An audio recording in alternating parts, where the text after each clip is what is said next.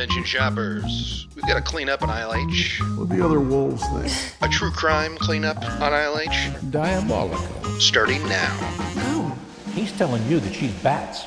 Howdy, whole heads. Kurt Money here, alongside my co-host, Kateline. And we're here today to talk about a show that I have been threatening Kateline she would have to watch one day. And here we are 3 years in, and she finally had to do it. She had to meet the Neighbs and know that she should fear thy. We're talking Fear Thy Neighbs. I know what you did. Stay out of my neighborhood! Stay away from my wife! What do you think, Kate? Fear Thy Neighbors. Yeah, to the simpletons of the world. But it's either Neighbs or Fear Thy Neighbs, because Neighbs, very fun to say, Kate. Just give it a shot. Just go ahead and give it a whirl. Neighbs. Fun, isn't it? Mm-hmm. It's fun. Okay, so today we are talking about an episode entitled The Mayor, which aired October 23rd of 2024. I'm going to read the description and then I'll get your thoughts. A beautiful hamlet is home to a resident regarded as a pillar of the community. In reality, he is a twisted criminal bent on ruling the kingdom he has built and all who live in it. When his world crumbles, his retribution is violent beyond belief. It's good. Mm-hmm. I like that, and it tells you a lot, but it doesn't tell you the deets. I mean, I don't know about you, Kate. I mean, now's when you tell me. I want to know what you thought of this app. Did you know anything about this case? Because when I watched this first time, I was floored by the end of it. I mean, I was like, what? This was the largest cluster in Canadian policing history. So you're not going to believe me. Great. What? But I actually did know about this case because at one point, God damn it. I was looking to move to that town in Nova Scotia. When? Like 5 years ago. Why? I can't say why for our listeners. You could say it and I'll cut it out. Because what I want to be is disappointed that you knew about this. That's a huge bummer. But now I'm more intrigued that 5 years ago, Kateline wanted to move out of the country and was Googling it. Well, who's to say that Kateline hasn't lived out of the country before? Okay. True. Okay. All right. Well, say no more. So you knew about this because you're like, should I live in Nova Scotia? And the answer was, no. Do not live in Portapique. Not Portapique, but Halifax is a lovely town, and it's not far. So I knew all about the bay with the super high tides. Okay. Yeah, this episode, it starts by painting a picture of Portapique, and it's talking about houses on the ocean and stuff. And the footage they showed didn't seem oceany to me. They did not get any B-roll when the tide was in. Okay. Is that the problem? The tide was out, Yeah. and it goes up 50-something feet. So yeah. When it's out, it just looks like marshland that's not an ocean or a beach at all. But when it's in, it looks like, a typical bay. Oh, cool. Yeah, I mean, this neighborhood that we're going to spend our time in seems very wooded and stuff, like it's in the boonies a little bit. It was hard to believe that on the other side of their houses was an ocean. Yes. But maybe when I think of ocean, I think of like Malibu oceans, though. Like, I don't know what oceans look like worldwide. Well, what do you think? Up in that part of the world, they're not sandy beaches. They're rocky. Gotcha. And in this case, they're kind of marshy. Okay. But Halifax is really not far either. So you got ocean on one side, and you go a little further, and you get into like suburbs and then city. So they're not super isolated like the show made it sound. Okay. There's a town around there maybe called Dartmouth or Mouth or something. I think that's where the denture shop was. I don't know if it was Halifax, but there is a town nearby that one of our figures today worked in sometimes when he wasn't sending his common law wife to do it. Okay, so you knew about this friggin' case. Well, I knew about the case, but I also remembered when it happened, hearing it in the news, because it's so insane for Canada. Yeah. For us, it's just another day. But this is crazy. And watching this episode, I didn't know that it was this case at first. So they started talking about the area, which I knew, but I didn't know that that's where this was going. So Gotcha. The first half of it, I was thinking, Kurt, why'd you pick this? Because nothing happened except for like neighbor drama, just like, Oh, you mean on Fear Thy Neighbs? There was neighbor drama that you weren't feeling? Yeah, but it wasn't anything like bad. I just kept thinking like, oh, these Canadians, and they're so nice that they think anything that's not is crazy. But then the murders started, and I said, holy shit. Yeah, I mean, okay, so Fear Thy Neighbs is a show that Mom Money and I watched together. We started when I lived with her post-COVID. When I moved out to LA, we would watch them. And as I've discussed with you, the thing with, she can watch a few shows back to back, but she wants to watch a movie during the day, not at night, and she doesn't like watching stuff boom, boom, boom, boom, boom. This is a problem for me because all I want to do is consume. Just boom, back to back to back. Let's do all of this season today. You know, Jillionaire would do that with you. Oh, really? Oh, yeah. She likes to party. Yeah. Yeah.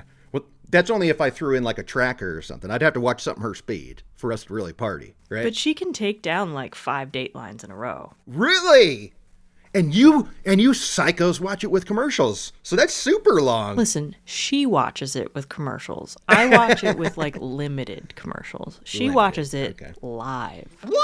Okay, so wait, before we dive into the story, I gotta say, Kate, I hear you, but the part that you said didn't have anything has a secret bathroom in a BDSM lair and a guy who hosts hot tub parties that likes to flash his huge dong. I mean, this is story-worthy stuff to come on. What do you think? Yes, but it's also kind of like, okay, well, dude's a little freaky. And that's where I was thinking like, oh, Canadians think like BDSM is something to write home about. Okay. All right. Well, sounds like Kateline is a freak. I am pretty desensitized to freak. I'm not trying to kink shame. I'm not trying to yuck anyone's yum. Mm-hmm. That's good. Speaking of yucking yum, you know who loves to do that? Mrs. Columbo, because guess who has to pee right now? All right, so yeah, Mom Money and I have torn through a bunch of these. Now, when I was moving from North Carolina, I watched a whole season without her, and I've never regretted anything more. Well, that's hyperbole, but I did regret it. Even though she was cool with it, I felt like icky about it. Really? Yeah, because it's just our bag, and like this is the prime example of a show that when you say you don't party with reenactments, this is the worst offender.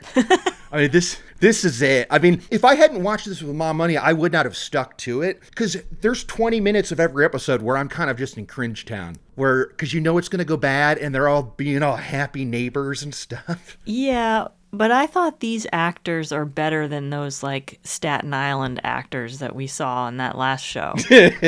These were pretty good. Yeah. I thought this main guy, he looked familiar. I've never seen him before, but he had a good TV actor look. And I thought the new neighbor lady was really cute. Lisa. Total babe. Profile looked like Elizabeth Shue to me. Yes, totally. And the main guy, one, I thought this actor was great. And how pumped was he when he got this script? The way he is going to get to choose stuff in there. He had to be, because these are all Canadian actors, as you could tell by the stories and the whatnots. Oh, yeah. Let me know if she's made a decision about selling me her property. And so, he got this and he's like, oh, this is it. This is it. And now I'm not saying he looks like this dude. There's something about the distance and cheek shape and nose and eye relation to Alan Ruck. What do you think? There was an Alan Ruckiness to him. I would say Alan Ruck combined with David Morse. Yep, absolutely. But can we agree he's maybe a touch older than the guy he's playing? Although ultimately we'll find out that guy doesn't matter. Doesn't matter. But yes, he is older. He's like 10 years older. I was like, yeah, okay. And he's taller. Yeah, absolutely. Okay, also I will say I've been dying to do a Fear Thy Neighbs, but because of our rules, there's got to be a body. There's got to be a body. There are dead bodies in Neighbs, but a lot of times there are not, and my favorite ones don't. Usually when there's body involved, it's super bummer, which you could classify this as absolutely. Yes. But there are some Neighbs that we'll never talk about that are so funny and awesome. So if any Holt heads out there want some wrecks, I've got some to tell you about where people move and then the bad neighbor follows them and still terrorizes them at their new home. Amazing. Yeah, and all those people are still alive, so I can sit here and chuckle. All right. So, but you dug it, though, you're saying? I did. Yeah. Okay, cool. What'd you think of the title sequence? It was fun. I don't remember it. Those are all scenes from previous episodes of Neighbs. Oh, I remember it now. Yes. Yeah. I figured. Yeah. And that it's like a supercut of the best. Yeah. And you know what though? They updated every season with like newer apps. So I think that's kind of cool. And also Mom Money critique. She says that Bud looks orange when you see that hand slam against the window and go. What do you think? Did that look accurate to blood in your eyes? I wasn't really clocking it. Gotcha. Okay. Our story begins in Portapique, Nova Scotia. Now, they didn't give us a year, so I don't know when Lisa McCauley moved there, but it's probably the main event of this app happens in April of 2020. So would you argue this is probably 2018 when she moved there? Probably. Yeah. Yeah. So Lisa McCauley, school teacher, divorced. She's got 2 kids. She's looking at this dope pad, and then up shows Gabriel Wortman. Gabriel Wortman opened a denture clinic in Dartmouth, Nova Scotia that is quite prominent. Gabriel takes pride in helping his patients achieve their best smile. He is a denturist, as they called him. Right.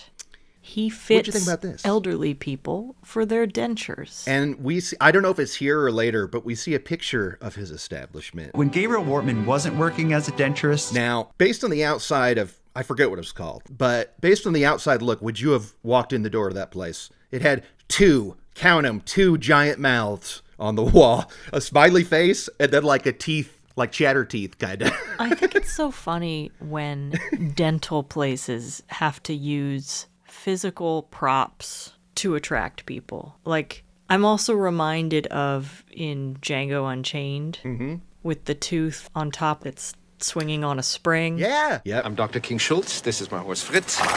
What kind of doctor? Dentist?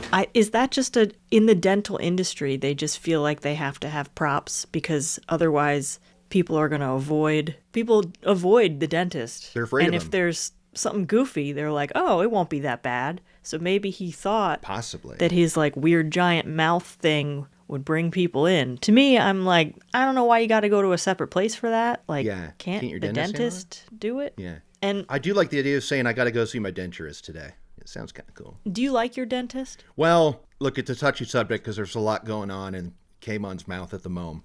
And so I like her, but I mean, it's my own damn fault, but I'm getting buried over here in procedures that cost thousands and thousands. And I'm now year 2 and it's happening again. Oh, man. And I jokingly said, hey, would it be cheaper if you just took them all out? And what broke my heart was that they didn't react like that was a joke. They said, no, that'd be much more expensive. And I was like, I wasn't serious. Oh my God. Anyway, big fake teeth on a wall might scare a Kateline. That might be what brings Kurt money in. I feel like I see the mentality because people remember it. Will they? Yeah. Okay.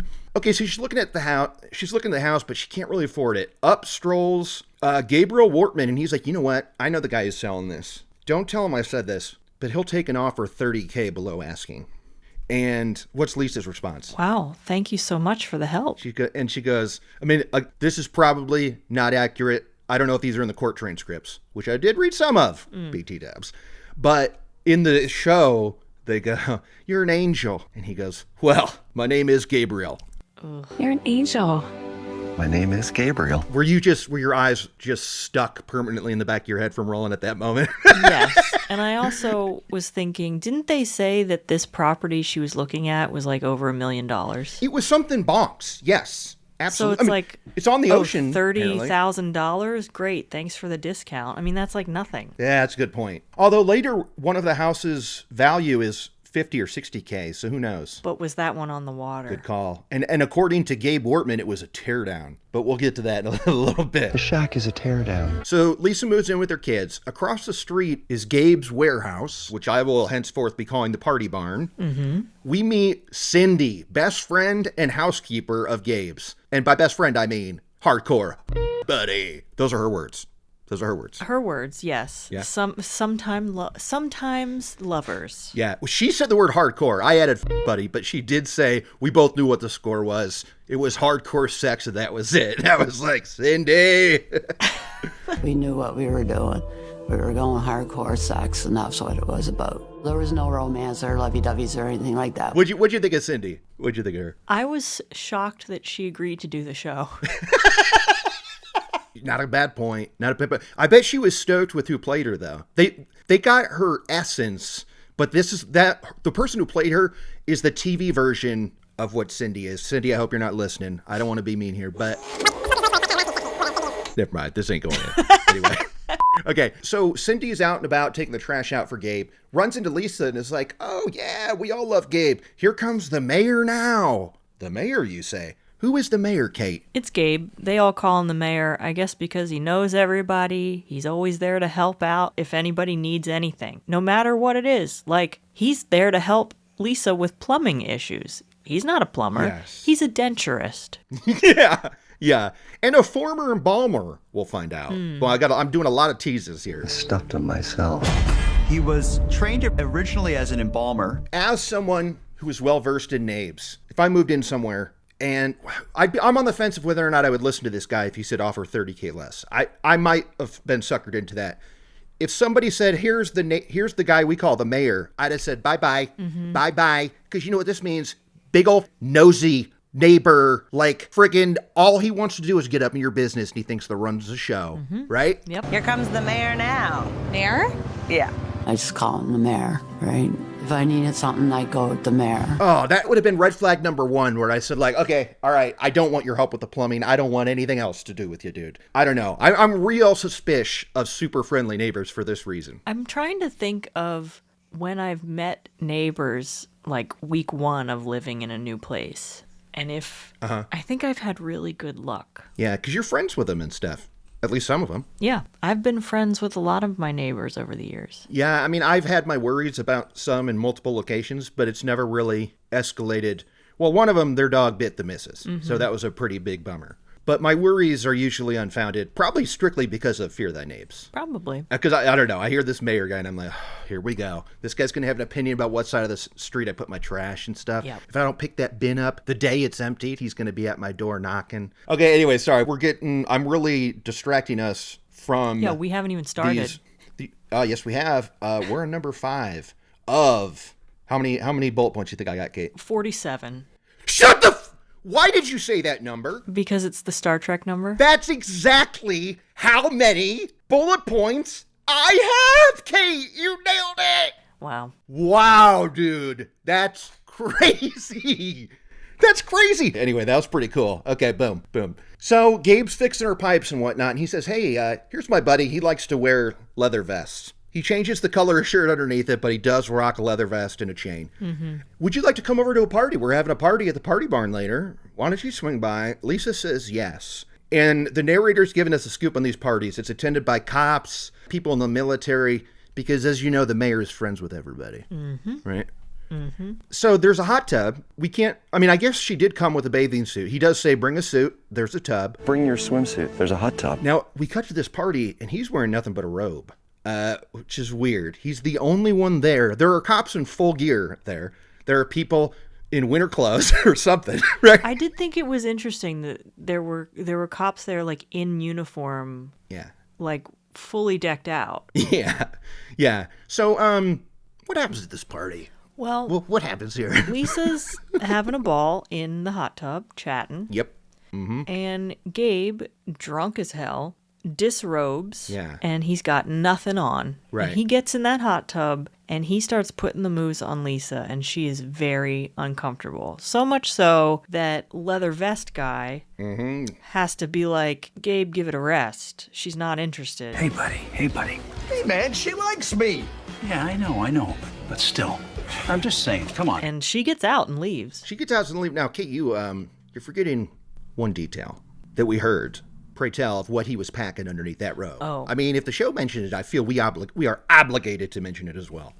Yes, it was widely recognized and acknowledged that Gabriel had a very large penis. Right. He was described as being very well endowed. She runs out of there, right? She gets out of the tub, and they have a great shot of him stewing where it's like, Lisa now learned a new side of Gabriel, and he's like staring at his wine glass intently like, I'm so mad.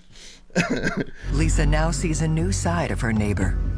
Gabe can be crude and controlling. Shortly thereafter, Lisa gets some bummer news. She had a family member die. Good old Gabe shows up with a bouquet of flowers and says, I'm so sorry to hear. I'm here for comfort if you need me. And he says, and look, I was out of line the other night at the party. That's my B. Also, I was out of line at that party. It won't happen again. Promise. And what's Lisa's reaction? She accepts it. She's like, okay, no harm, no foul. And now this, I'm going to give the benefit of the doubt to Lisa McCoy that this was a narrative stretch they took to shorten timelines. But she doesn't just say thank you and hugs him. They freaking kiss in this moment. They do. And were you like going, Lisa? Well, he's tall. That's all you needed, He's tall. He's tall. Okay. You know my thing. Are they hot or just tall? That's good. That's good. Like Jacob Elordi? Just tall. Just tall. That's really funny. I want to see a Photoshop of him on like Tom Holland's body and see what the take would be. It's not good. Yeah, it's pretty good. You're probably right there. Okay, so she kisses him, and the show tells us that they had a relationship. Now, I know from extra digging they slept together once. Yeah, I was going to say, feels like the show embellished it a little bit, but I would buy that it was just the one time. Yeah, and the show says more than once that she's cash-strapped. Lisa is lonely, and money problems are a constant concern. I'm in a bit of a cash crunch, so. And Gabe soon offers Lisa deliverance from her money troubles. Hey, you said you're in a cash crunch. I mean, one more mention and I would have been like, cool it, okay? Well, if you're going to buy a property for over $1 million. Good call. Yeah, and she's a single mom. That's right, and Gabe says exactly what she wants to hear, and that is, hey, I could buy your house, and then you could just live here rent-free. And that is such a bad idea, and she knows it. Yes. So she declines. Yes. But I like that the show had him ask her that right after the one time they had sex. Yeah, in bed. They're still in bed. Yeah. Yeah. Hey, look, you got to cut corners where you can. Like, we're trying to be nice and precise. They've got 42 minutes to tell us this banger. Mm-hmm. Okay? If you like, I could buy your property. You could live here rent-free. Lisa McCulley would fall right into that. Thank you. I mean, that's an incredible offer. That was another thing that I would go running from and think they kind of left it open-ended. We didn't find out till later that Lisa had denied it. Mm-hmm. I mean, the way this was going, I thought she was about to say yes. Oh, and yeah. I was just thinking, like, Lisa, come on, don't. I thought she was going to say yes, or like he was going to buy it, but she was going to move in with him anyway. Yes. Like, that's where I felt this was headed. Yeah. Look, this is... we have to do another more down the middle Fear Thy Neighbs so that we can discuss the cliches and the beats that happen when neighbors feud. There's a very specific beat of act breaks of things that happen every goddamn time. And it begins with stuff like, sure, you can use my property, or sure, you could borrow that. And then one of the guys gets injured at work and has to lay at home all day, or his wife dies and now it's his old, bored, lonely man. And then all of a sudden cameras are put up. Classic. Anyway, there's a few of them right there. There's another party. Lisa shows up. Thank God. I mean, the hot tub's not out. Mm-hmm. So hopefully neither will his dong be. And she rolls up and says, hi. What's the reception to Lisa when she gets here? Well, she goes to kiss him because, they just had sex. Yeah. Mm-hmm. And someone stops her. Adamantly. I mean, gets in her face. It's another woman who says, what the hell are you doing? Who are you? This is a private party. And she's like, I'm Lisa. Yeah. I live next door. Who are you? Yeah, and she says something like, this is Gabe's house. What do you care? Uh-huh. And this is also another Lisa, to confuse matters. This is Lisa Banfield. Right. Okay. What does Lisa tell Lisa? She says, well, I'm his wife. Oh! Yeah. And I liked the way they depicted this, where Lisa McCulley is just like, okay, turns on her heels, and she's gone. No argument. She's like, oh, y'all are crazy assholes. I'm out. Yes. Yeah. And so she bolts in that moment. Now, what we didn't mention was that Gabe didn't just hit on her by walking up, dong out in the tub. He was asking her out all the time. Gabriel would try to seduce her and she would reject him over and over again. And so this is Lisa's going, this guy who's been hitting on me nonstop wants to buy my house. He's married. So she goes home and then she gets a knock on the door in the middle of the night. It's the wife. Uh-oh. It's friggin' Lisa. What's the deal? And she says, don't you dare talk to my husband. You better leave him alone, slut. Keep your filthy hands off of my husband. And she's like, I left. I didn't know he was married. Yeah. And in these kind of situations, it's always so frustrating because it's like, why are you mad at the girl who didn't know anything? Why aren't you mad at your husband who's been cheating on you? Mm-hmm. Whoa, back off. I didn't even know he was married. He's the one who lied. I wanted to shake wife Lisa of common law. I mean, they weren't really wife. That's the other husband thing. And wife. It's like, lady, no. And they don't even really live together. So back off. No, they do kind of, but yeah. Well, as long as Lisa McCulley's been there, she's never seen this woman. Absolutely. I mean, yeah, you're right, because we find out, the show tells us, they lived together, but they ran the denture shop together, and she would spend most of her time in the city doing that, and he would be out at their cabin for a few days a week. Doing nothing. but like throwing sex parties and not working, whereas she's manning the fort in town. Yeah. So he just gets to enjoy the fruits of her labor? Yep. Men. And wouldn't you know it, he would shower her with credit for running the shop great, but then in other people's presence, it would be all his work, and he would talk down to her and make her feel worthless and stuff. Sure. And you're thinking, Kurt, they don't talk to Lisa Banfield. Why do you know this? And this is when I say, you, Kate, I warned you. I said, we're doing an old school segment today. Do you know what that segment is? You read that book. I read that book. No, you didn't. I read the book. I read that book. Boo, boo, boo, boo. I sure did. I read The First Survivor, Life with, well, I don't want to read that until we know what happens, but it's called The First Survivor, book by Lisa Banfield, and then her sister and someone else. Wow. I did read it. She's not interviewed in this show. I naturally listened to it because I was desperate to hear what she thought of this episode of Fear Thy Neighbs. And in perfect Kurt fashion, it's not mentioned. Not mentioned at all. Yeah. I was reading this at 2x speed over the past 5 hours, and I'm going, okay, come on. Nothing happened. I do have good news, though. I got another book written by the author that's featured in this. Okay. Now, that puppy's 20 hours long, so who knows when I get that. But if there's good stuff in there, I might give you a ring and go, hey, the futures have to get together. The future Kate and future Kurt got to have a little chit-chat. All right. Okay. Future Kurt here. I'm about an hour into the book, and I've already got something dope to relay. The book says that Nova Scotia is the only place in North America where a denturist can work directly with the patient. Everywhere else, it's the dentist who is like a middleman between patient and denturist. They're the ones that order the dentures from the denturist, then pop them in the mouths. So there we go. So it is kind of weird. Gabe, you POS. Maybe you should just become a dentist. Anyway, back to it.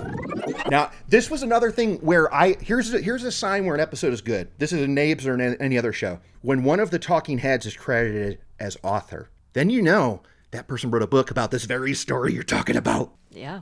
And there were two of them in here. Now, number one is Paul Palongo. He is got to be the biggest thorn in the side of the RCMP ever. He's written 5 books about them. 2 of them are about this case. He's the one who leaked the 911 call later that we're going to hear. Oh, wow. They've got to have a picture of him on the wall with darts in it and stuff. I just and the first book he wrote about this was in 94, okay? And the newest one came out last year, so he's never let up. Oh, and speaking of release dates, guess when Lisa Banfield's book came out? A week ago. No way. Yeah, a friggin' week ago. Wow. Wild. I was like, oh, well, what if it came out before this episode aired? You know, that was October 2024. No, it... A week ago. Yeah, it came out a friggin' week ago. Okay. 47. Remember when you guessed that? Crazy. Okay, later that night, boom, stay away from my husband. Denture, got it. Now, we hear other stories about Lisa, the common law wife, where she is running out of there like battered and bruised, screaming that he's going to kill me and stuff, and showing up at neighbors' houses. Yeah. So she's very clearly an abused woman in an impossible situation, because her reaction is the neighbors are like, we'll call the cops. She's like, no, he'll kill you. And she goes home, and it's all brushed over by the next day, sadly. But these neighbors say, we don't care, we're calling the cops. And neighbors even say, he's got a friggin' stash of weapons. And what is the RCMP's reaction? They don't care. No, nothing. They knew that this guy had committed multiple murders, that he was driving a police car. There was a massive failure in communication. They don't care at all, to the point where it's suspicious and has people talking like, yeah, Gabe must have some kind of thing going on with the cops that he can just do whatever he wants. Yeah. And that's going to take a whole other turn when we go to the next party at the party barn of what's inside there. But he brags about this. He's like, I know cops. I know people on both sides of the law. I know everybody. You can't touch me. Neighbor calls cops, and in the reenactment, he goes, I will take you out. You're gone, you friggin' bitch. He was not above threatening people. I'll stuff you like an animal. And what's wild is we're going to hear in a second, he's familiar with stuffing animals. That was not an empty threat. Yeah. He would shoot and taxidermy some animals. Well, yeah, and we see he has some in his party barn, and he he's regaling these, because all he does is try and get laid. This guy is a self-proclaimed sex addict, as he told Cindy, his friend slash housekeeper slash BDSM partner. We knew what we were doing. And he's like, I was an embalmer in the late 90s. So like he has animals stuffed in his garage. So I don't even know if he was a full-on Norman Bates. Like, did he ever do it? The thing he did professionally was embalming bodies, right? Like it just like affected his other hobbies. He's like, I'm going to apply this to squirrels now.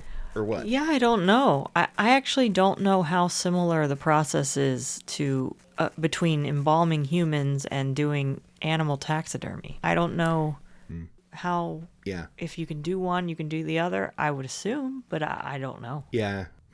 I guess I'd trust a person who works at a funeral home to taxidermy my pet squirrel more than I would trust my buddy who taxidermies stuffed squirrels and go like, oh, I'll handle your aunt's death. Like, swing by the garage. We'll take care of this. That's a good point. Okay. He's trying to holler at all the ladies. Slept with Cindy, the cleaner, this hardcore sex mention. We knew what we were doing. One night, Gabe and Cindy bring back 2 ladies to the party barn. And Cindy has a wild warning for these 2 women who look, based on the actors, they're in their mid-20s. They looked right? young. They look super young. Just 2 young girls that got introduced to Cindy like at a bar, and all of a sudden they're in this weird third location, and they're like, what? It didn't feel like they were excited to go. No, and you get the impression that Cindy was used as a buffer for like, see, I have a female friend, so it's all good. Mm-hmm. Because when they walk in the party barn, she goes, just so you know, Gabe's going to expect a threesome.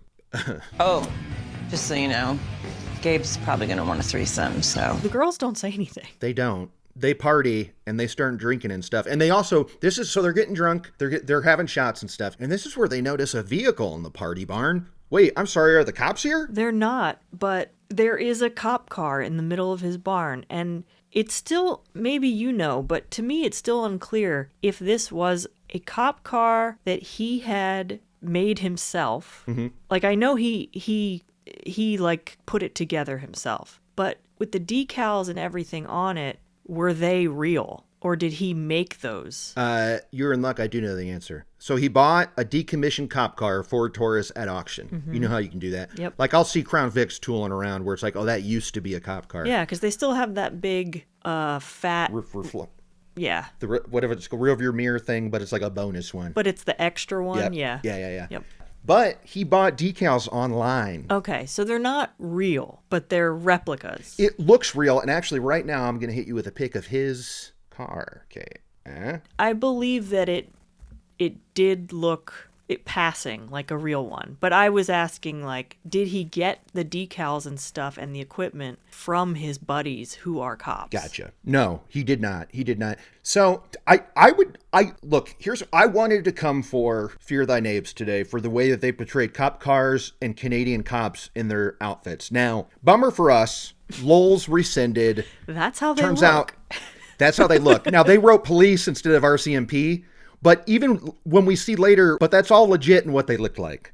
It looks like they looked like Halloween costumes. Yeah, 1,000%. I mean, granted, the police across the chest is probably bigger than normal. Yeah. But everything else they wear is kind of legit. I was looking for, of course, the Dudley Do-Right get-up, but turns out those are just ceremonial now. Bummer. Because anyway, save that. Okay. So we're at this party, and he's like, yeah, I got whatever. I'm friends with bikers and stuff, and this is my cop car. You like? I did the work myself. What are you, a cop or a biker? Bit of both. And this lady's getting freaked, and I liked the way she put it. I mean, it was freaky as hell. Do you remember how she described it? No. Of how Gabe was talking to her. She said it was like a cat playing with a mouse. Yeah. Yeah, and her friend is getting super duper drunk, this friend points out, who we got to say is in shadows. She's doing a Kateline number. Gotta respect that privacy. In here. Respect that. And I kind of get why she blurted out, because... By the end of it, I fully get why. At first, I was like, come on, who cares? And then, no, I get it. Her actions this night, I have follow-up questions about, because she goes, Gabe, I got to go to the bathroom. And he says, I got just the spot. Come over here to this corner of the party barn. You see this wooden wall? Wrong. It's a secret bathroom. Mm-hmm. And in there is like a cement area with a toilet in the center surrounded by shelves of sex toys. But was this accurate? I knew it. I was waiting for this, Kate. I do it. Because this doesn't make any sense. Why is the toilet in the middle? Yes. And stuff? We had false walls here and there, little places to hide. He just had all these strange sex toys. Anne realizes she is cornered in a secret den of twisted perversion. It does. Now, look, we have talked about, if I remind you of a famous FF. The two toilets looking at each other from across the hall. With seatbelts on. Yeah. Okay, so we know there might be some toilet play out there we're not familiar with. I think it's safe to say it was a secret bathroom in a wall that had a toilet and a ton of sex toys. Was it that big? Was the toilet dead center attached to a chain and stuff? Possibly not. But I'm willing to go on record as saying I believe them when they say it was a secret bathroom with sex toys in it. That's enough for me to go like, what? And no sink. Oh, great point. No sink. You're absolutely right. Gross. Oh my God. It looked absolutely disgusting, and he is creeping out big time. He's going like, boy, you've got me thinking dirty thoughts. I'm having very dirty thoughts. I mean, honestly, Kurt, that would have creeped me out the most. More than all the sex toys and the chain. Him saying that? You don't have a sink. Oh, no sink? You don't wash your hands? Yeah. No. He's like, I'll help with that. Anyway. Yeah, no, I was going to do a sound effect, but I'm not going to. Like licking? Yeah. Ew. He'll lick it or something. I don't know. I don't know what they get up to. So this is funny because it's like the show frames it as basically along the lines of she followed a hunch. She had a premonition that this could get ugly, so she sprinted out of there. And I got two things. One, you don't need a premonition for that. You are in a secret bathroom surrounded by sex toys with no sink. Mm-hmm. You're in trouble. Now, she sprints out of there. No tell of what happened to her drunk-ass friend. Left her friend. My friend became just obliviously drunk to the point of not functioning. This is why I get why she's in shadow, because I feel like people would watch this go, girl, did your friend survive? Or what? What do you think? What do you think? Yeah, I didn't even think of that. And the talking head makes a point to say how drunk her friend was. She wasn't super drunk. The friend was. Not cool. Yeah. So anyway, not cool. I'm having dirty thoughts. Gross. Spooked. Run out. Oh, and this was good. Well, I said that this could be on my list. Okay. And so is that. You know, there were a few talking heads that impressed me, and then there was one that didn't. The one who was most happy to be there. And when you know it, he's a host of a podcast I've never heard of. Oh, boy. Right? Same old. And he was so smiley the whole time. I was like, yeah, you better thank your lucky stars. I don't know what you're doing on this show. Also, I don't know what you're friggin' doing. Don't be smiling. People are dead. A lot of people. Yeah. Good point. He says some other fun stuff, but yeah, I'm going to kick that to the list. So, Lisa knocked boots the one time, but now she's weary of him. She meets this new guy, Leon, who they paint a great picture of. He's a master woodworker and stuff, right? Yep. And he adores her, and he's coming around more and more, and it's getting really serious. Yeah. And Gabe takes notice because, again, he's the mayor and he's always up in people's biz. Mm-hmm. This was another red flag where I got to give high five to Leon here. Gabe goes, hey, dude, nice to meet you.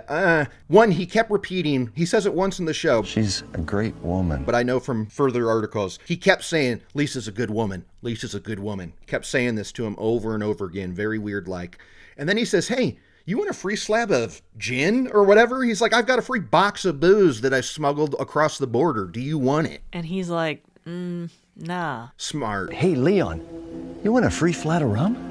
I snuck it across the border. Also, we have to think that Lisa told him about Gabe, so he probably knew going in, like, nah, dude, I don't want your smuggled get out of here. Yeah. And don't you just love that Canadian smugglers? Yeah. They're just like bringing tchotchkes across the border. It's not like the cartel coming up from Mexico bringing like cocaine and heroin. No, it's cute. It's like booze and cigarettes. You got to remember, that's how we're going to find out. That's where Gabe made his money, was smuggling cigarettes across the border for decades on end. So dumb. That's one idea that's floated. But Leon rightfully says, nah, I'm cool. You keep your stolen booze. That would be an easy no for me because I don't drink anymore. I'm trying to put myself in the mindset. I think I would still say no because it's too suspicious. Like, because if this guy doesn't mind giving up hundreds of dollars worth of booze, that means he didn't pay for it. Right. So I think even if I was still boozing, I'd have said, keep it, dude. Plus, you don't want him to have anything on you. You don't want him to owe you for anything. Yeah. So Leon does not like him, wants to stay away. Leon's outside and sees Gabe walk over to his neighbor, the Tuck residence. And the Tucks are wanting to sell their house. And this was a very funny conversation because Gabe's like, hey, I might be interested. And the guy's like, sure, we'll take an offer. We're thinking 50 or 60K. I'm sure it would be okay to let this place go for, I don't know, 50, 60 grand. Do you remember what old Gabe, the Mayor Wortman's counteroffer was to $50,000 or $60,000? 18. 18. That is a slap in the face. It is. 50 to 60 is already sad. Yes. To not just meet them at that is crazy. Yeah. And he does it straight up like, oh, 50, 60, okay, well, how about 18? And when the Tuck guy goes, get off my property, Gabe turns into a dime and is like, it's a teardown, dude. It's a friggin' shack. Like, just give it to me. Well, it's where me and my whole family live, so off. Yeah. And so he says, I'll be back. That friggin' night, what happens at the Tuck residence? Somebody who is masked and cloaked shows up driving an ATV, doing donuts in the front lawn of this place. Tearing it up. And then just intimidating them, staring at them. But that night, an intruder makes a mess of Aaron's lawn. What? Stop it! Yeah, and I'll be honest, first time I'm watching this, I had my Kateline hat on where I was going, okay, fear thy knaves. He probably woke up to damage in the yard and figured it was an ATV. I don't know if there was a standoff. However, what's the next beat of this story? Up rolls a friggin' RMCP police car. That would be Gabriel, and it's not a real car. No. And he rolls up and he goes, hey, don't worry about him. He's a friend of mine. From the Hells Angels. Like we're supposed to be scared. Yeah. Hey, sorry about the ATV. He's a friend of mine in the Hells Angels. I just like, what is this like the late 60s or something? I don't know. I mean, who gives a is the Hells Angels still around? Possibly. But he threatens. And to think of when this happened, it's so recent, and to be like, yes, the Hells Angels. Yeah, I'd go, really? Are they like still around? Like, how old are they? Is it Woodstock? How old are your buds? Yeah. Is this Altamont? Rolling Stones ref. That's where the death happened. Good, honey. So this is where we learn that Gabe has made money smuggling cigs and drugs across the border for decades. And Cindy, the one we know, friend, housekeeper, hardcore sex partner. We knew what we were doing. Says that she heard that Gabe played both sides of the law, criminal contacts, and was also a snitch. Now, I fucking hate snitches, Kate. Mm-hmm.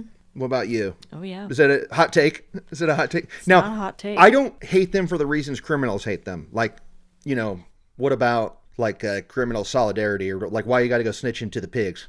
Here's why I hate them, is because they're still doing the crimes. They're still doing the crimes, and it's a get out of jail free card, and it's happened in movies where the big bad, like, spoiler for The Departed, a 20-year-old movie, but it's like this where it's like, oh, you mean that super evil guy? He like gives the cops info sometimes so they let him slide. It's like, what? That does more harm than good. Yes. Oh my God, we've encountered this. I may have actually made this same point then. Remember Drunk Frosty guy who was selling weed and would rat on?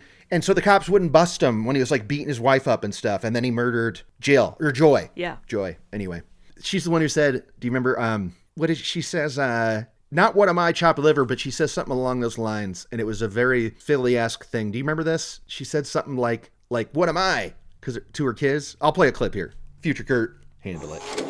This is my bedroom. Mom, get out of my bedroom, please. Excuse me for living.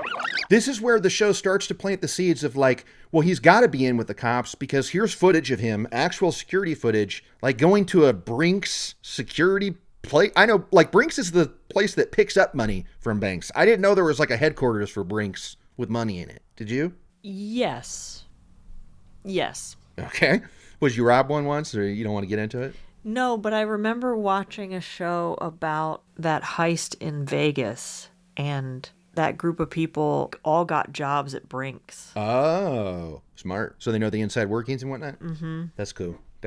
But we see footage of him walk into a Brinks office behind a gate with a piece of paper, and he walks out with a duffel bag full of $500,000. I can't believe that the cops in a tiny place like this town, and even a small city like Halifax, would pay an informant that much money. And many times, that's not the only time he went in to get paid. Yeah. It's like this one time where they have it on footage, they know for a fact that's how much went out with him. And that's just one trip. Yeah. Is $500K. Now, this is where, to give you a taste of my disappointment in the book. In the book, Lisa says, conspiracy theorists like to think he was working with the police or something, but he was just doing what the bank told him to because, as we'll find out soon, but COVID happens and he flipped out and he wanted to get all his money out of the banks. And apparently he had that much in the bank, and the bank was like, you have to get the money from this Brinks place. Sorry, we can't help you here. What do you think? Do you buy that? I don't know. Maybe. Because banks don't keep that much money on hand because they get robbed. Well, yeah, they tell you they don't carry, but who knows what's back there. That's true. Yeah, I don't know. Yeah. People just don't go to Brinks to get money. But it is something that happens with RCMP informants, police informants. But he was smuggling guns from a guy in Maine. He has a guy in Maine, he says. Where'd you get it? Yeah, from my guy in Maine. And he shows up with this little wooden box that I thought there's going to be a lady with her legs cut off the knees in there. Oh, no. It was that shape. Was it not the Chameleon John Smith shaped box? Yeah, it was. Okay. But there's guns in there and grenades. I mean, this is where it's like in Canada of all places. Like this happens here. It's kind of like, yeah, I know there's a lot of psychos. Yeah, I mean, my neighbor's got guns and grenades. Who cares? But like, yeah, in Canada, that's wild. So crazy that isn't it the Hells Angels guy who's like, what are those for? Well, like he didn't even know what a grenade was. Holy crap! What are these for? You don't want to know. That was his buddy. That was Leather Vest that said that. Now, because of his wardrobe, I would assume he was a member of Hell's Angels. He was the right age Absolutely. demo. Okay, he looked late 60s. And he's wearing a vest. Yeah. So maybe. They don't say it specifically, but that could be his connection to the Hells Angels. But even he was like, dude, what are you doing? And he says he's got to be prepared. Now, this is another thing that I know from the book where he was always ready for the apocalypse. And he was always saying that he was going to go out in a hail of gunfire and stuff. Classic shitty guy. And then when it happens afterwards, people are like, yeah, he always said that, but we just never took him seriously. Always take them seriously. So Gabe tries to buy Lisa's house again. He has done this a bunch, apparently. Like the show is like he's done this to other people where he helps them buy a house and then gets the deed somehow. Why wouldn't he just buy the house before they do? I don't get it. Great question. No idea. I think because, yeah, you're right. I mean, he could get this $30,000 discount that he wants so bad. Uh-huh.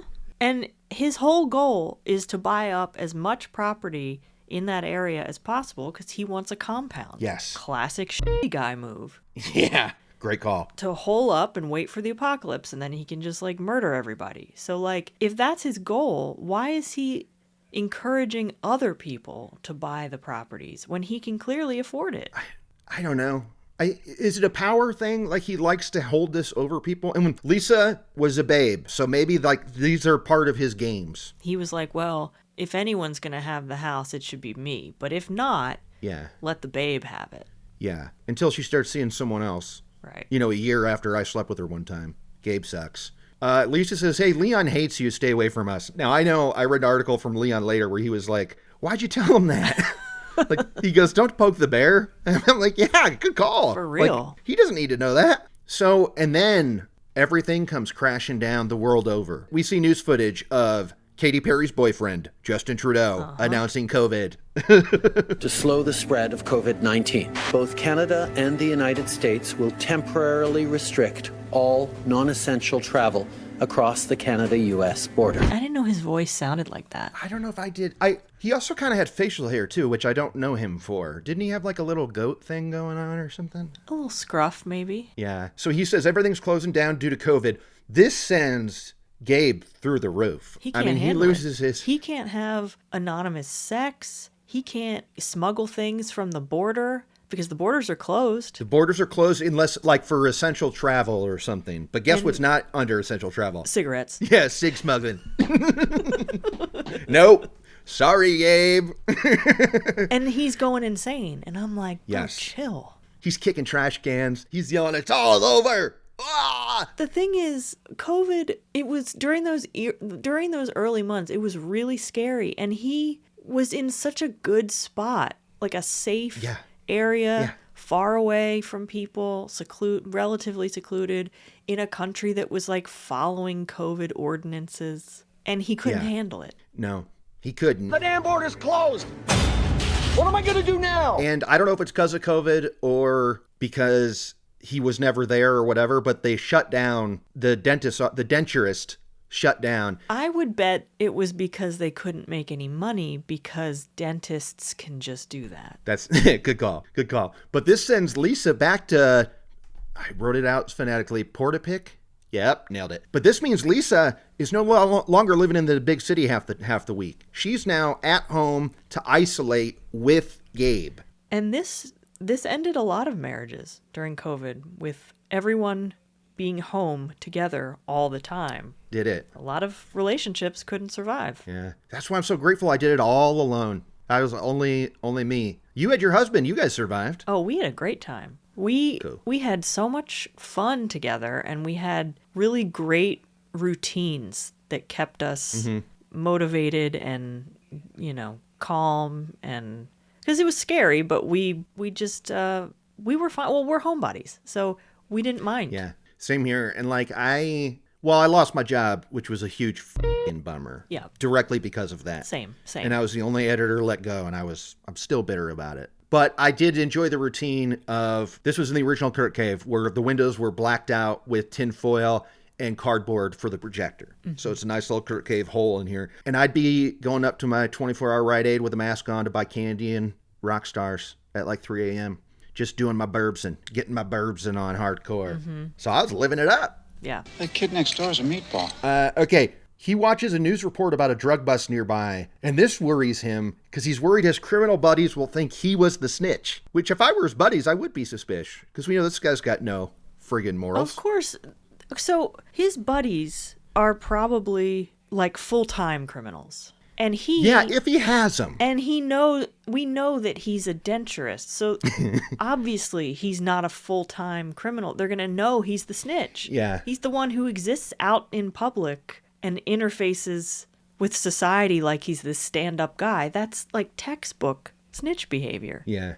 So they make it sound like the show makes it sound like this is why he flipped. Now the book, I'm going to shock you here, Kate. He was really believing what Trump was telling people about COVID and stuff, about how it was up to the individual to deal with, and don't listen to anybody else. You don't say. Yeah, shocking. He takes out all this money. This is when he's getting the $500K and whatnot. Now, with his common law wife, Lisa, they're burying their money in fireproof bags. And Lisa's like, why are we doing this, Gabe? This is crazy. Yeah. Meanwhile, she's still a battered woman. Yes. He's still abusing her. And she's out there trying to talk him out of burying all of this money. Yeah, I mean, they had been together 19 years. That's crazy. So, this is full on 19 years of here dealing with this. And she says, what's this for? And he goes, it's over. And then Lisa says, what's over? And I said it in tune with Gabe. What was his follow-up to it's over? Everything. Yeah. It's over. What's over? Everything. And then this was a teased commercial. He makes good on that apocalyptic message. And I thought, I didn't Google this place to live there 5 years ago. So I'm going, okay, sure, Neighbs, sure. But they friggin' mean it. Oh, they mean it. They friggin' mean it. Okay, April 18th, 2020, 10 p.m. Lisa and Gabe are at the party barn. Gabe starts getting decked out with guns. He's got the full-on uniform on. He sets the warehouse on fire, okay? Wants to get rid of everything. Yes. And now Gabriel Wortman approached the home of the Blairs. Greg came outside where Gabriel shot him. Greg Blair's outside. He just straight up shoots him. He shoots him. He's down. Unclear if Greg thinks it's a cop approaching, because, the cop car's there and he's in full gear.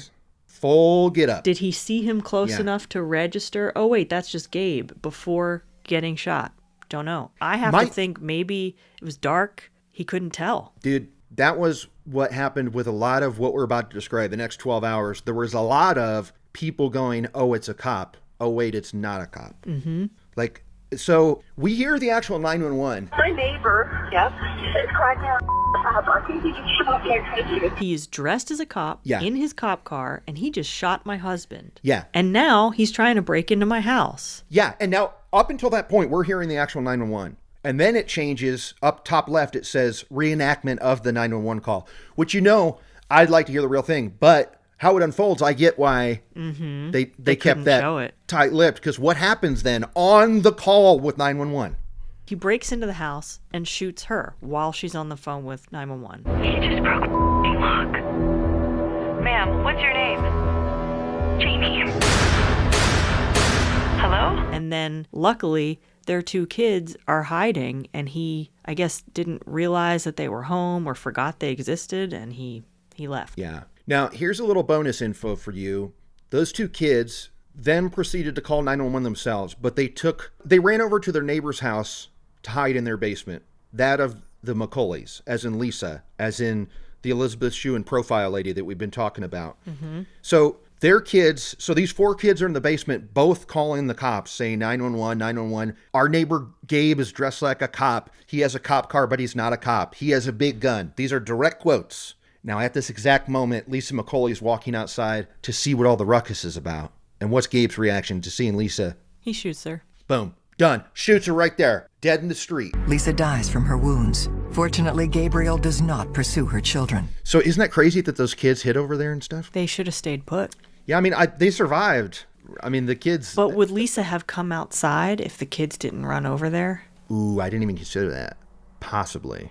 I don't know. So if you're listening to this, think about that. This is wrong. Okay, now he goes to Leon's house. Leon, of course, the guy who doesn't...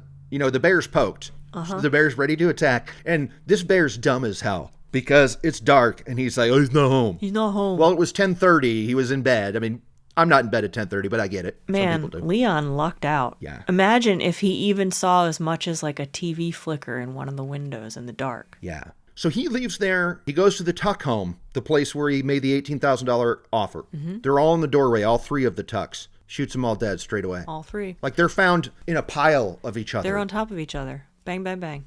Then he sets the house on fire. Okay. Now, this is wild. This is where my jaw's on the floor. And so now we already have multiple murders and we have 2 fires. And the show goes, that night he killed 13 people and burned down 16 houses. Whoa. And he's not done. No, so he was just burning down like every house he saw in Portapic, like on his way out. Yes, killing anybody he could. And now this is where Paul Palongo, author and thorn in the side of the RCMP, comes in. Is all these calls happen at 10 p.m. It's on the record. The kids called at 10:27 p.m. And all of these people are saying, looks like a cop. It's not a cop, but he's dressed like one. It's our neighbor Gabe and he has a big gun. The RCMP's sole reaction to this was crazy. At 11:30 p.m. What cautionary step do they take? When they know multiple bodies, multiple fires, what's their reaction? They say via Twitter. Yes. The RCMP sent out a tweet that night that there was a firearms complaint in Portapic and just sort of left it at that. Not that there's a psychopath with firearms killing people that they know about already because their phones are lighting up. Their 911 system crashed. This is part of their defense. That their rolling call system f***ed up and stuff. It's like, no, at 10:01 you knew. You knew this. Mm-hmm. Using Twitter to notify the public demonstrates gross negligence and mass incompetence. Who's the head of the social media at a police station? Is it still a teen or like a young person? How is Twitter the sole means of warning the citizens of your town? Yeah. How many people are actually on Twitter in that town? I know that police stations, they party with Facebook. It would have been better if they put it on Facebook. It's a friggin' tweet, a firearms complaint, and they say stay inside. That's it, though. It's like, no, there's a guy on a killing rampage right now. It doesn't matter if you're inside. He's going to bust down your door and shoot you and then burn the house down. Yes. So this is absolutely nuts that is the only that's the only output from the police. Next morning at 6 a.m., Leon wakes up to a sound of someone frantically banging on his door. Who's at his door at 6 a.m.? It's Lisa, Gabe's wife, who has been beaten, and wasn't she shot? No, she was, I believe, in handcuffs or had escaped handcuffs because Gabe had put her in the back of this cop car of his. Right. And because, there's no handles back there or anything. And when he was in a house setting it on fire, she manages to escape by breaking through the plexiglass and sneaking out through the front passenger side. And she went and stayed in the woods hiding all night. She hid in a tree stump and slept, and probably didn't sleep, but was there from, 10 p.m. until 6 a.m. overnight. And now when Leon makes that phone call to 911, now is when cops start responding. 12 hours after the first call. That's really bad. Yeah, I mean, I guess, you know, they knew it was him and they know him. They know him. And what? They were just going to be like, it's fine. It's just Gabe. No, and you know what the big hiccup was? Is they kept checking their records. I'm sorry, all of our cop cars are accounted for. All of our cop cars are accounted for. And then finally someone said, oh, you know that name they told us, Gabe Wortman? Let's plug that in. Oh, he bought a car from us at one of our auctions. He has a decommissioned cop car. Right. Which is I've known since the days when I was 16 thinking, how do I get a cheap boat of a car? I knew about police auctions. Mm-hmm. Okay? Yep. Everybody knows that you can buy an old decommissioned police car. Especially cops. Yeah! If 16-year-old Kurt Money and Kateline know, you bet your ass cops know. Yeah. And they go, oh, shoot, he does have a cop car, so that's something to think about. And so now this is the 19th, the Saturday after. He goes on and kills 9 more people. Just random. This is a woman walking her dog. Boom. Shot dead. Driving his vehicle alongside a vehicle and shooting a woman who was just out for a walk. I don't know if he got pulled over, but there was another RCMP officer made contact with him. He killed her and burned her car. And his own. He burned both their cars Yes. and then stole a car and continued his spree in a different car. Yeah. And now this was super sad. Heidi Stevenson, they had a picture of her in her Mountie get up. Mm-hmm. And now this is where I was going, okay, wait. If she's in the red, it's called the Red Surge, I believe. Did you know that? I did not. A little smart thing for you from K-Mon. She's in that get up. And I thought, shouldn't Gabe be tooling around in that? Now, I Googled it, and that's when I found out, no, ceremonial. So that's why the picture of her, she's in it. On picture day, you wear the ceremonial. Yeah, you're wearing it and stuff. But so luckily this car he steals, though, this is the only good news, is that car he steals is almost out of gas. And he's got to go fill up. And that gives the cops a perfect chance to roll up on him in off-duty cop cars, like random cars. Yeah, and unmarked cars. They were absolutely unmarked, but when 5 people pile out of that unmarked cop car, they're in full-on like SWAT gear, camo. Like they're in fatigues with like machine guns. Yeah, they're kitted up big time. And the narration said they worded it in a way where it was like they happened to see him or like something was lucky about it. I was like, you've got an unmarked SUV with 5 military officers in full outfits in there. I think they were looking for him or something, right? Yes. I'm sure they all knew once they found his burned out car that he was in a stolen car. Yeah. A tactical police unit chances upon him at the gas station and approach in their unmarked vehicle. And probably didn't take long until they found him. Yeah, we see footage at the gas station of them piling out and then a rain of gunfire. Yep. I'm pumped they lit him up, and they lit him up good. Obviously, I'm bummed he got his wish and he doesn't have to. I wish he was in jail. Yeah. Being a little baby right now, obviously. And because this is what he wanted. Like he said, he'd go up in a hail of gunfire. I feel like he had a great last day. Absolutely. He did exactly what he wanted to do. Like, I bet he didn't want to kill himself. He wanted suicide by cop. Death by cop. Yeah. He wanted that. The target is brought down. But I'm happy that he's dead and there's not like appeals we have to deal with forever and always. Yeah. This was the largest mass murder in Canadian history. 22 dead bodies. It's insane. 22. And they show the pictures of them, and it requires like 2 cards on the show. It's like, it's freaking brutal. And again, just another day in America. But for Canada, yeah, that's wild. Yeah. Yeah. And in March for our mass shootings, it typically doesn't last that long. No. You can go into a movie theater or a shopping mall, do your damage, but in like 20 minutes, you're gunned down. Yeah. This guy had days. Yeah, and so there was an investigation into it, which cost $30 million. I don't understand why it costs that much money. No.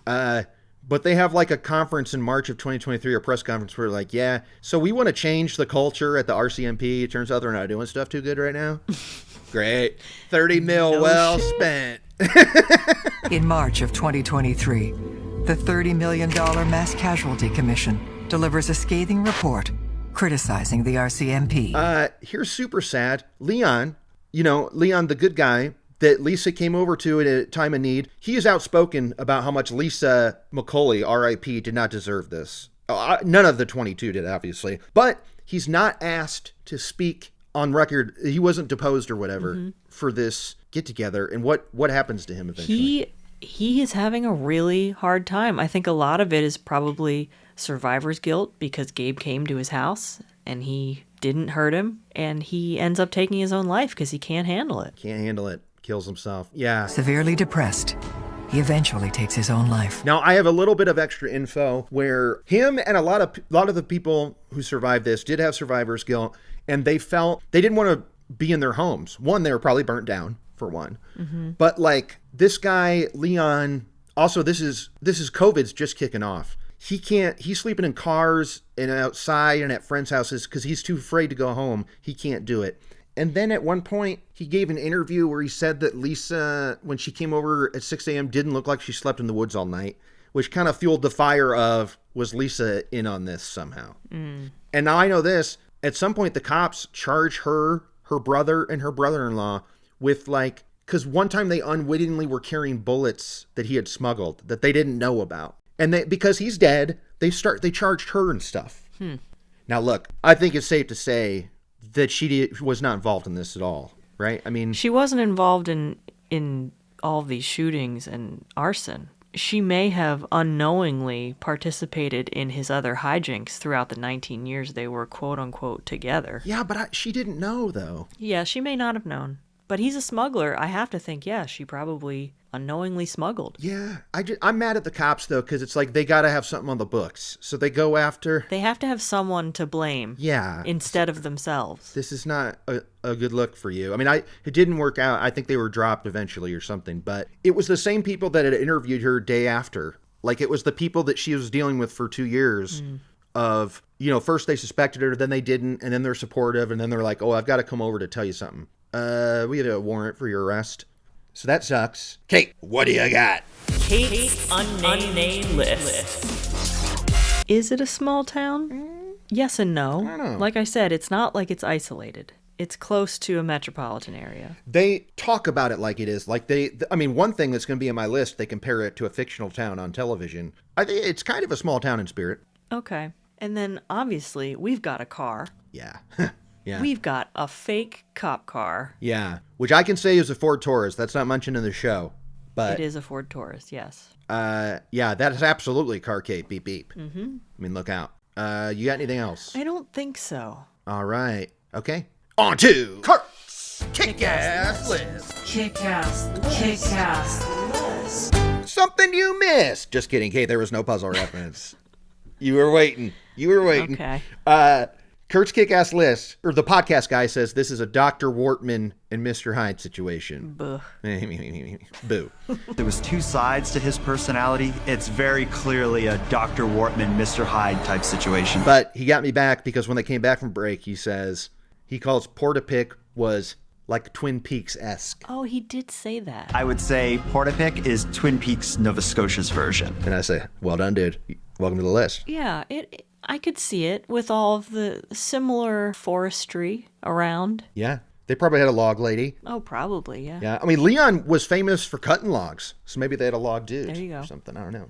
Yeah, so that's it for my list. I will tell you this, that their reaction at 12 hours later, guess what it was? It was another freaking tweet, and it just said someone has a replica police car. Wow. It was another tweet. Really helpful, guys. Yeah. What about all the old people who don't know what Twitter is? Yeah, that's why I if they had said Facebook, I would get it, because there's a lot of olds on Facebook. Mm-hmm. And we know from countless true crime stuff, that's an outlet for this kind of stuff. That's where housewives solve murders. That's right. That's right. Or people like Smashed a Topic get the scoop. Smashed a Topic. Another shout out. I'm pulling out all the hits tonight. These Facebook crime reporters are no joke. Yeah. And J-Mank did another ride-along. He sure did. This is his thing now. How'd you find out about this story? I was listening to the scammer. All right, let's see. Book. Yeah, Red Surge. I already told you that. That was pretty cool. Book came out a week ago. Yeah, Chapter 2, I listened to this on audiobook. Chapter 2 repeated itself, and it was really annoying because I was like, I think I've heard this before. Boo. It was also read by the author. It was read by Lisa Banfield. Wow. Mistake. She's not, I mean, don't be reading your books that you wrote unless you're like a performer. What do you think? Unless you're a performer, yes. I was going to say a friend of mine, she put out a book last year and she did read it, but she was also a former actor, so. Yeah. Well, I guess that's going to do it. This was, a heavy-duty Neighbs. And again, we got to do one more down the line so I could talk more about my theories about Neighbs and whatnot. But what you think of this bad boy, Gabe? Was it a fun watch? Do you see yourselves visiting the Neighbs anytime soon? I'm curious to see if another episode will be as good or if it's because this mass shooting was so insane that this episode was good. Yeah. Is it the show or the content? That remains to be seen of how you will feel about it. Because, again, I've been ingrained into this because I've watched 11 seasons of it. Yeah. Because, believe me, when I started this, I was with you, kid. I was like, I cannot stand this dialogue part. It is rough stuff. But, and like, it's usually a classic neighbor-on-neighbor dispute that escalates. This was just a guy that lived by people that he killed. Yeah. So that's how they were Neighbs. And that's why they feared him, because he was a psychopath. Hey, speaking of that, there's a new show called Neighbors on HBO Max. And I wanted to peep it because you know how much I love my Neighbs, but I saw it was A24, so you know what I did? Skip. Are you going to watch it? No. Me neither. Strictly because of A24. Yeah. Like, I liked how it looked. It kind of looked like the Barry advertisement to me through the things and like red letters, and I was like, I'm in. If A24 knows anything, it's branding. Yeah. But and if it's one thing they know, it's how to make a snooze fest out of interesting stuff. Yep. And on that note, I'm Kurt Money. I'm Kateline. We knew what we were doing.